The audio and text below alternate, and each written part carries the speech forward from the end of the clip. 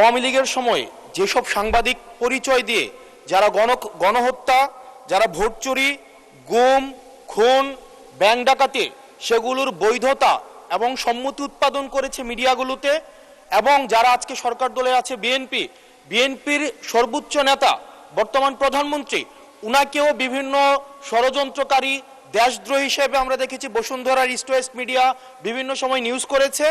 এবং আজকে যারা বিএনপি এবং জামাত আছে আমাদের এই সংসদে, তাদেরকেও বিভিন্ন সময় তাদেরকে হত্যা করার সম্মতি উৎপাদন করেছে কিছু মিডিয়া এবং কিছু নামদারি সাংবাদিক। ধন্যবাদ মাননীয় স্পিকার।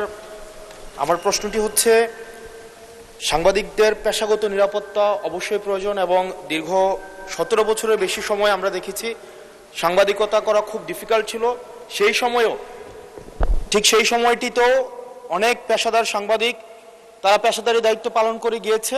আমার প্রশ্নটি হচ্ছে, আওয়ামী লীগের সময় যেসব সাংবাদিক পরিচয় দিয়ে যারা গণহত্যা, যারা ভোট চুরি, গুম, খুন, ব্যাংক ডাকাতি সেগুলোর বৈধতা এবং সম্মতি উৎপাদন করেছে মিডিয়াগুলোতে, এবং যারা আজকে সরকার দলে আছে বিএনপির সর্বোচ্চ নেতা বর্তমান প্রধানমন্ত্রী, উনাকেও বিভিন্ন ষড়যন্ত্রকারী দেশদ্রোহী হিসেবে আমরা দেখেছি বসুন্ধরার ইস্ট ওয়েস্ট মিডিয়া বিভিন্ন সময় নিউজ করেছে।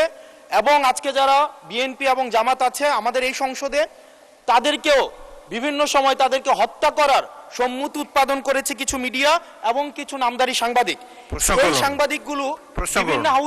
এই সাংবাদিকগুলোকে বিভিন্ন হাউজে আবার এখন বর্তমানে পুনর্বাসন করা হচ্ছে। এই জুলাইয়ের পরে এখন টিভি থেকে জুলাইয়ের পক্ষের যারা সাংবাদিক ছিল তাদেরকে বের করে দেওয়া হয়েছে, সময় টিভিকে দখল করা হয়েছে।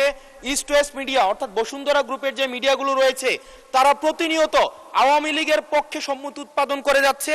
গতকাল মাইকে ঘোষণা দিয়ে ছাত্রদলকে নোয়াখালীতে মাইকে ঘোষণা দিয়ে পিটিয়েছে, সেটাকে উদযাপন করতে দেখা গিয়েছে বসুন্ধরা ইস্ট ওয়েস্ট মিডিয়াকে এবং কিছু টকশোজীবীদেরকে। আমার মাননীয় মন্ত্রীর কাছে প্রশ্নটি হচ্ছে, এইসব যারা এই গুম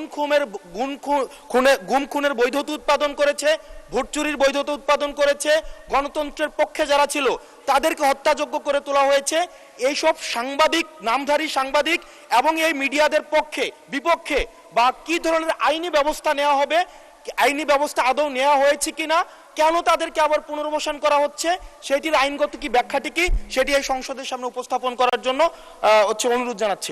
ধন্যবাদ। মাননীয় মন্ত্রী, কি ব্যবস্থা নিচ্ছেন এইসব সাংবাদিকদের বিরুদ্ধে সেটি জানতে যাচ্ছি। মাননীয় স্পিকার, আপনাকে ধন্যবাদ। Our friend and opposition member একটি প্রশ্ন করলেন না, কয়টি প্রশ্ন করলেন, আমরা সেই ট্র্যাকটা হারিয়ে ফেলেছি।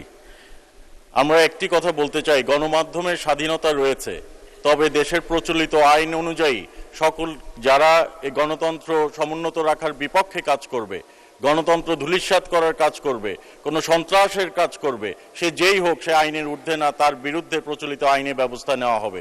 সেটি যেই সাংবাদিক হোক, আর আমাদের পলিটিশিয়ান, বিজনেসম্যান, চাকরিজীবী আইনের ঊর্ধ্বে তো কেউই না। কাজেই কেউ যদি আইনের বিপক্ষে কাজ করে তার বিরুদ্ধে বাংলাদেশ জাতীয়তাবাদী দলের নেতৃত্বে যে সরকার গঠন হয়েছে, মাননীয় প্রধানমন্ত্রীর নেতৃত্বে যে সরকার গঠন হয়েছে, সেই বিরুদ্ধে নিশ্চয়ই প্রচলিত আইনে ব্যবস্থা গ্রহণ করা হবে।